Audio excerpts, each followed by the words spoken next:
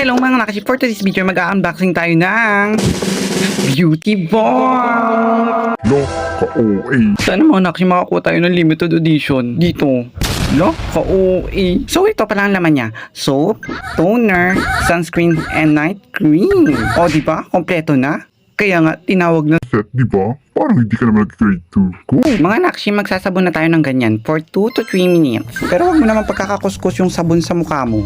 Baka matanggal na yan. At syempre, dahil tapos na tayo magilamos, maglalagay na tayo ng toner. Ang paglagay ng toner ay pakonti-konti lang. Yung kaya lang ng balat natin, wag masyadong marami, okay? At dapat ang paglagay nito ay ganito lang. Ganyan. Huwag ka ganyanin. Ano yan?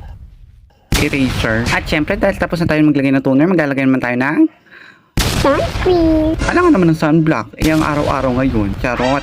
Para protected yung skin natin. And this is the final look. Oh, diba? Ang ganda. Nag-glow yung skin natin. Naging sobrang Latina.